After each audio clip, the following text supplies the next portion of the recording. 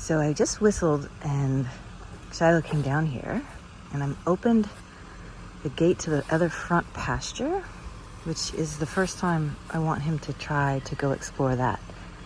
Come on. Good boy. And I want him to go that way. Good job. And I want him to see that. I know you've never been in there. You see that gate down there, bud?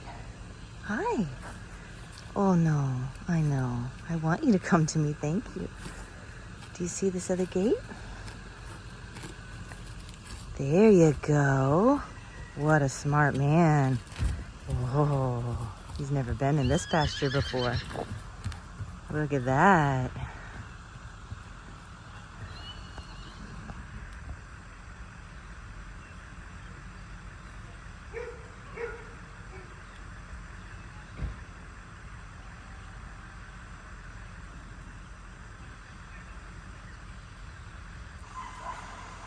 So this is all new for him in the big pasture, and I'm just gonna kind of walk around with him a little as he explores. And you can just watch. There's a lot of noise across the street, so you might hear that in the background. They are loading up some horses to go for a ride.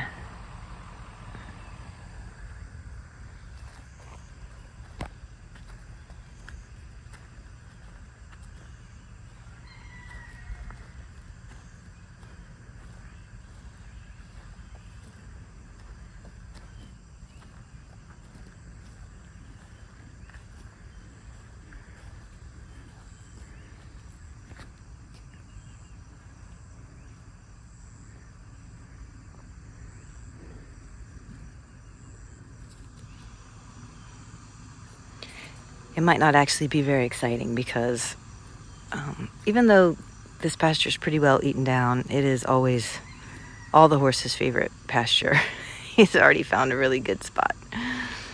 He's looking down the street. There's different views from in here.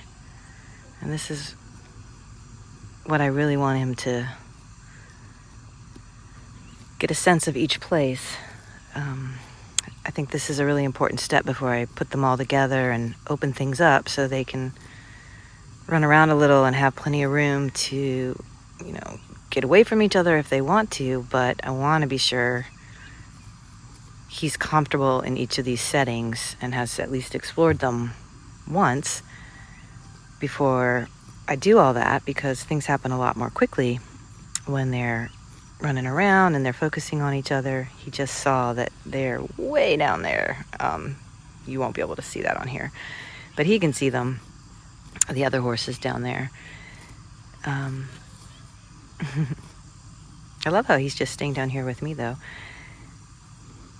At any rate, I don't want a horse to kind of be stressed and trying to navigate herd dynamics and also not be familiar with its environment and the terrain and know exactly where they each are, and where they can go if they want to, get away or get to a different space or feel safer, all those things. I don't want the environment to be an obstacle while they're navigating their relationships and dynamics with each other.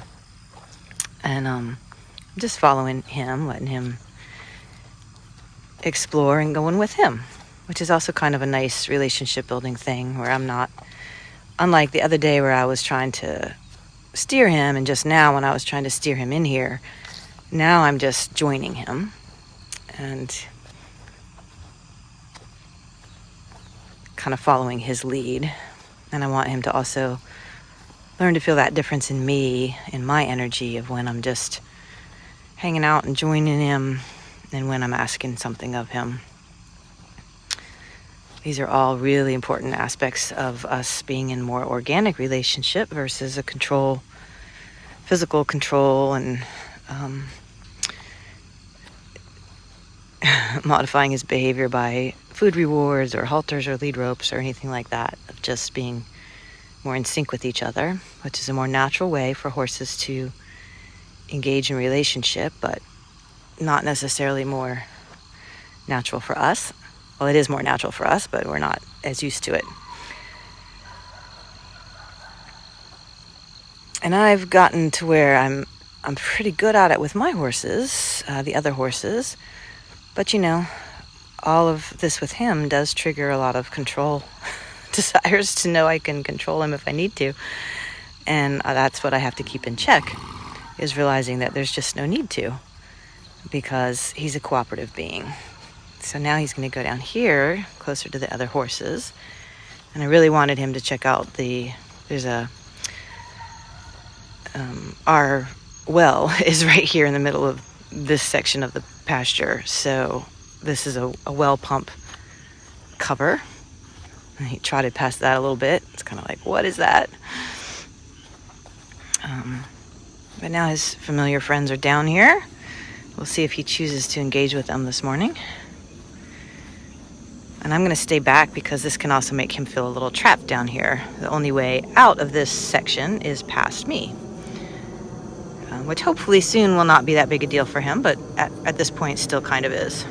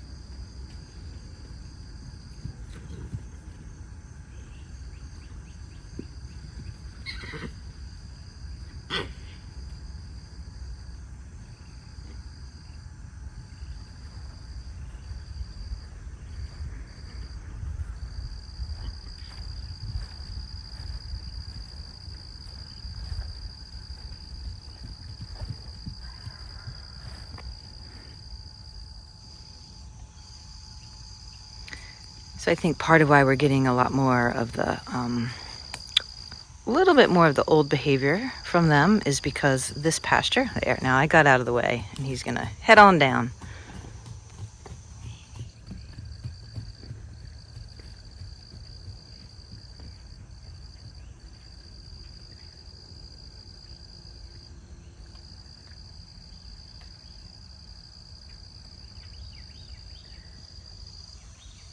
So I had been standing by that well pump, and that was actually enough to make him not feel comfortable going past me.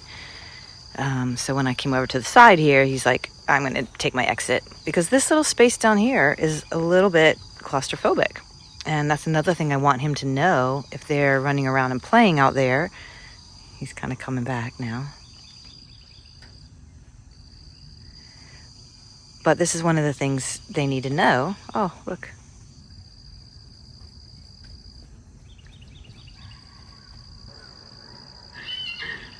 Yep, I'm down here with them.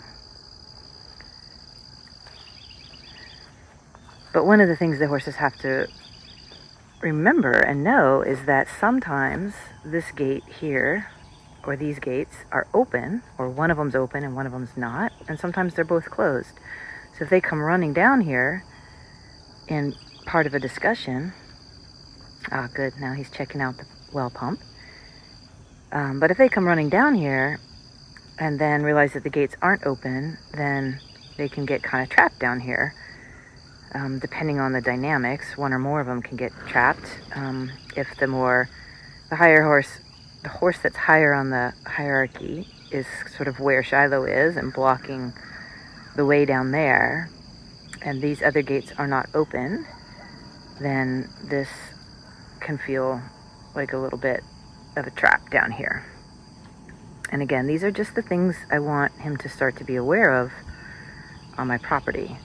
And I'd rather him be aware that this might be closed as he's being introduced today than to assume that it's going to be open.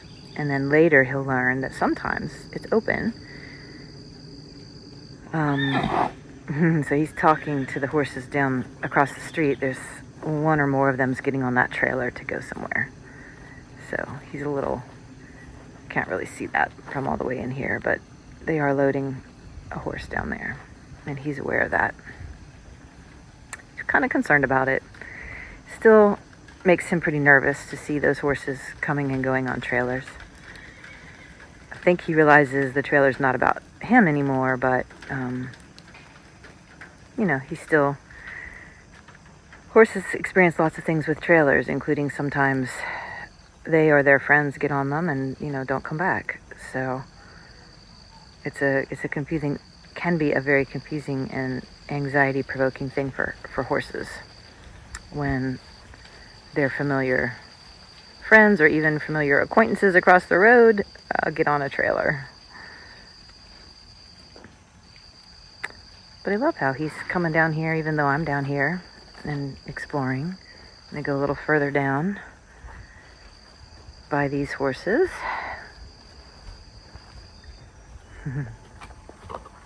Hi, girls. Good morning. And of course, back to what I was, I think, saying before, is part of why they are a little more worked up about this is because, as I mentioned, this front pasture is probably the highest value resource in terms of grazing space for my horses. It's just their favorite. And so for him to be in here, and I'm not letting them come through the gate, is going to create, once again, a new power dynamic. And again, this morning, Rayleigh is being a very good team player and staying back and not trying to create more tension than necessary in the situation.